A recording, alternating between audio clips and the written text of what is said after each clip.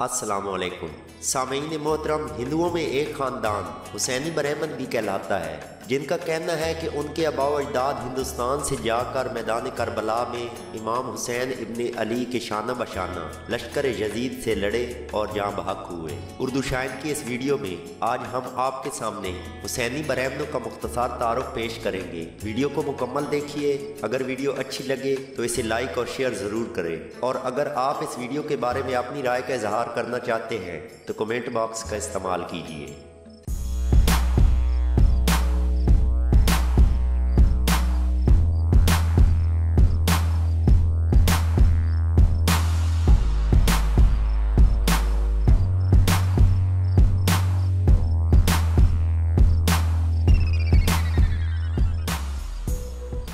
सामीन, भारतीय मुसन्निफ जोगेंद्र सकंद, दी मिली गज़ट और राकेश शर्मा अपने मकालमात में लिखते हैं कि हिंदुस्तान के मारूफ मौर्रिख और तारीख दान सेसर कुमार मित्रा अपनी किताब डिवीजन ऑफ इंडिया के सफ़ा नंबर 183 पर कहते हैं कि इस्लाम से कबल भी हिंदुस्तान और अरब ममालिक में तिजारती ताल्लुकात थे, और बहुत से हिंदू ताजिर जो माल और तिजारत हिंदुस्तान से अरब ले जाते थे वो अरब में मुकीम थे, और ऐलान रिसालत के बाद भी उन हिंदुओं में से बेशतर अफराद रसूल खुदा सल्लल्लाहु अलैहि वसल्लम की महफिलों में शिरकत करते थे। इस तरह उनके ताल्लुकात ख़ानदान रसूल से भी कायम हुए, और जब 10 अक्टूबर सन 680 वाक़या करबला पेश आया तो राहिब दत्त नामी हिंदू ताजिर इमाम हुसैन अलैहिस्सलाम की फौज में अपने 7 बेटों और 2 दीगर ब्राह्मणों के साथ शामिल हुआ और यजीदी लश्कर से जंग की। इमाम हुसैन ने राहिब को सुल्तान का खिताब भी अता किया। नाजरीन, एक मुसन्निफ इंतज़ार हुसैन अपने अंग्रेजी कॉलम ब्राह्मण इन करबला में लिखते हैं कि वो पहले हुसैनी ब्राह्मणों को सिर्फ हिंदू अफसाना ही समझते थे, इसलिए उन्होंने अपने क़याम दिल्ली के दौरान किसी महफिल में तकरीर करते हुए इस बात को झुटला दिया। वहीं उस महफिल से एक खातून मुदब्बिर प्रोफेसर नोनिका दत्त उठी और उन्होंने कहा कि वो खुद हुसैनी ब्राह्मण हैं और उनके खानदान से तल्लक रखती हैं। वो बाद में अपने साथ अपने बुजुर्गों के बारे में लिखी गई 2 अंग्रेजी कुतब भी उठा कर ले आई जो बहुत अरसा पहले शाया हुई थी। खातून ने बताया कि उनके जद्दे अमजद राहिब दत्त अपने 7 बेटों और 2 दूसरे ब्राह्मणों के साथ मिलकर हिंदुस्तान से उस मिशन में हिस्सा लेने गए थे। इनमें से एक यानी राहिब दत्त बचकर वापस आए। वो अफगानिस्तान के रास्ते हिंदुस्तान में दाखिल हुए और सियालकोट के एक गांव वरन वतन के मकाम पर आबाद हुए। तकसीम के बाद ये खानदान भारत चला गया और ये लोग मुख्तलिफ शहरों में फैल गए। उसने मजीद बताया कि मशहूर फिल्मी अदाकार सुनील दत्त का तल्लक भी इन्हीं हुसैनी ब्राह्मणों के खानदान से है, बल्कि नरगिस के वालिद भी पहले हुसैनी ब्राह्मण थे जो कि बाद में मुसलमान हो गए। उन्होंने ये भी बताया कि राहिब दत्त वापसी पर अपने साथ इमाम हुसैन इब्ने अली का एक बाल मुबारक भी लेकर आया था जो कश्मीर में श्रीनगर के एक इमाम बारगाह में मौजूद है। इंतजार हुसैन ने नोनिका दत्त से पूछा कि गोया आप लोग मुसलमान हो गए हैं या अभी भी हिंदू हैं, तो उसने जवाब दिया कि हरगिज नहीं, हम हिंदू ब्राह्मण ही हैं, मगर हुसैनी होने के नाते हम मंदिरों वगैरह में नहीं जाते, ना दूसरी हिंदुआना रसूमात अदा करते हैं, और ये कि वो मुहर्रम के दिनों में हुसैन का मातम भी करते हैं और अपने शहीदों की याद भी मनाते हैं। दोस्तों, असर हाजिर के नामवर सहाफ़ी जमुना दास अख्तर ने हिंदुओं की आज़ादारी के बयान में हुसैनी ब्राह्मणों में आज़ादारी की तारीखी रवायात की तरफ निशानदेही करते हुए लिखा है कि हुसैनी ब्राह्मणों में दत्त और मोयाल जात से तल्लक रखने वाले हिंदू अकीदतमंदों का तल्लक ज़्यादातर सूबा पंजाब से है। हुसैनी ब्राह्मणों के बुजुर्ग राहिब ने नुसरत इमाम में अपने बेटों को कुर्बान कर दिया था। राहिब को सुल्तान का खिताब बख्शा गया था। इसी मुनासबत से उन्हें हुसैनी ब्राह्मण या हुसैनी पंडित भी कहा जाता है। वो इमाम हुसैन के तकद्दुस और एहतराम के बड़े कायल हैं। वो कहते हैं कि मेरा ताल्लुक मोयालियों की दत्त जात से है और हम हुसैनी ब्राह्मण कहलाते हैं। आशूरा के रोज हम लोग सोग मनाते हैं। कम अज कम मेरे खानदान में उस दिन खाना नहीं खाया जाता।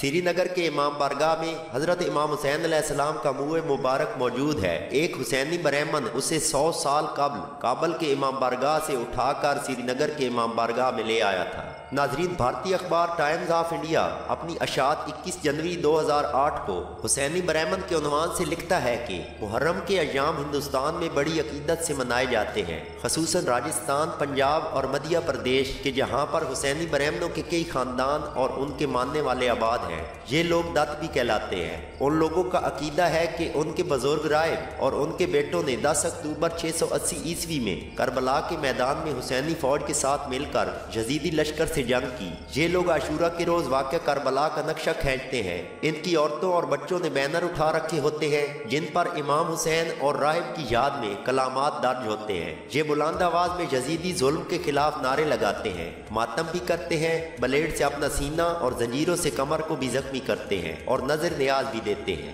ناظرین، واقعہ کربلا کے عظیم المیہ نے حق پسند انسانی معاشرے اور انسانی تہذیب کو ہر دور میں متاثر کیا ہے۔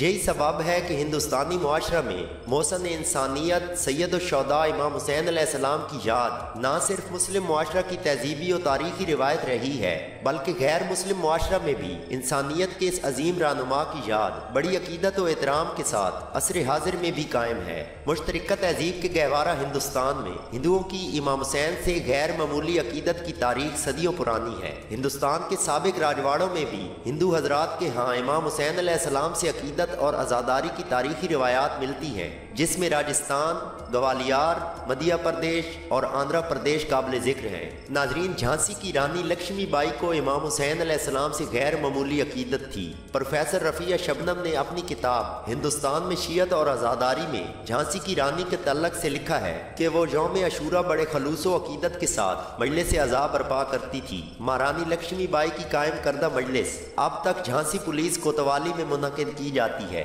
جہاں پہلے اس رانی کا قلعہ تھا جس نے امام حسین علیہ السلام سے حق پر ڈٹے رہنے کا سبق حاصل کیا تھا۔ صوبہ اودھ میں امام حسین کی فوج کے سپاہ سالار اور علم بردار عباس کے نام کا پہلا علم اودھ کی سرزمین سے اٹھا، جس کے اٹھانے کا سہرا مغلیہ فوج کے ایک راجپوت سردار دھرم سنگھ کے سر ہے۔ اودھ سلطنت میں لکھنؤ کی آزاداری کو خاص اہمیت حاصل رہی ہے۔ محرم کی مجلسوں اور جلوسوں میں ہندوؤں کی شرکت و عقیدت ہندوستان کی مشترکہ تہذیب کا ایک ایسا نمونہ ہے جس نے قومی یکجہتی اور ہندو مسلم اتحاد کو فروغ دینے میں اہم کردار ادا کیا ہے۔ مسز میر حسن علی نے لکھنؤ کی آزاداری کے سلسلہ میں اہل ہنود کی امام حسین سے غیر معمولی عقیدت و احترام کا ذکر اپنی ایک تحریر میں کرتے ہوئے لکھتی ہے کہ لکھنؤ کا مشہور روضہ کاظمین ایک ایسے ہی ہندو عقیدت مند جگن ناتھ اگروال نے تعمیر کروایا تھا۔ اسی طرح راجہ جھاؤ لال کا عزاخانہ جو آج بھی لکھنؤ کے ٹھاکر گنج محلہ میں واقع ہے، جسے نواب آصف الدولہ کے دور میں راجہ جھاؤ لال نے تعمیر کرایا تھا۔ راجہ بلاس رائے اور راجہ ٹکیل رائے نے بھی عزاخانے تعمیر کروائے اور ان میں علم اور تعزیے رکھوائے گئے۔ گوالیار کے ہندو مہاراجاؤں کی امام حسین علیہ السلام سے عقیدت خصوصی طور پر قابل ذکر ہے، جو ہر سال ایام عزا کا اہتمام بڑی شان و شوکت سے کرتے ہیں۔ مدھیہ پردیش کے علاقہ گنڈوانا کے ضلع بیتول میں بلگرام اور خصوصاً بھاریا نامی قصبہ میں ہریجن اور دیگر ہندو حضرات امام حسین علیہ السلام سے بے پناہ عقیدت و محبت کا مظاہرہ کرتے ہیں اور اپنے اہم اور ضروری کاموں میں کامیابی کے لیے حسین بابا کا تعزیہ اٹھانے کی منت مانتے ہیں۔ ناظرین، کشمیر سے کنیا کماری تک پھیلے ہوئے ہندوستان میں ماہ محرم آتے ہی یہاں کے مختلف شہروں، قصبوں، پہاڑی بستیوں اور دیہاتوں میں عزاداری سید الشہداء کی مجالس اور جلوس عزا میں مشترکہ تہذیب کے نمونے دیکھنے کو ملتے ہیں، جس میں ہندو عقیدت مند مسلمان عقیدت مندوں کے ساتھ شریک عزا ہوتے ہیں۔ کہیں ہندو حضرات عزاداروں کے لیے پانی اور شربت کی سبیلیں لگاتے ہیں تو کہیں عزاخانوں میں جا کر اپنی عقیدتوں کے نذرانے پیش کرتے ہیں۔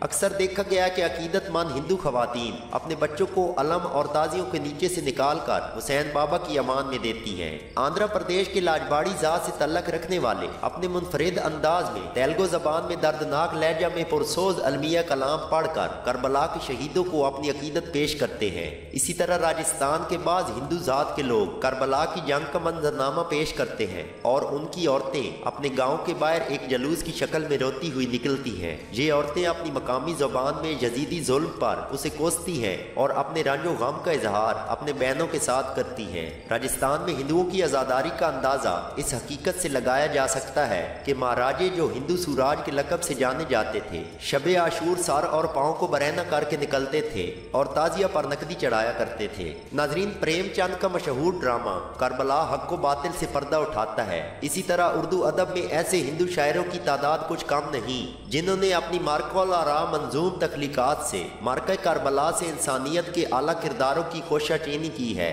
ایسے قابل ذکر شعراء بیجاپور کے رامار واؤ، مکھی داس، منشی چھنو لال دلگیر، راجہ بلوان سنگھ، لالا رام پرشاد بشر، دیا کشن ریحان، راجہ الفت رائے، کنور دھن پت رائے، खन्नू लाल झार, नानक लिखनवी, मुन्नी लाल जवान, रूप कुमारी, युगेंद्र पाल साबिर, जोश मिलिशानी, मुंशी गोपीनाथ अमन, कुंवर महेंद्र सिंह बेदी, गुलजार देलवी, भोन अमरोवी वगैरह का कलाम इमाम हुसैन से इनकी गैर मामूली अकीदतों का मज़हर है। दोस्तों, इसके साथ ही हमारी वीडियो मुकम्मल हुई। उम्मीद करते हैं हमारी वीडियो आपको पसंद आई होगी। अगर वीडियो अच्छी लगे तो इसको लाइक और शेयर करें और हमारे चैनल को ज़रूर सब्सक्राइब करें ताकि आने वाली तमाम वीडियोस सबसे पहले आप तक पहुंच सकें। वीडियो देखने का शुक्रिया। अल्लाह हाफिज़।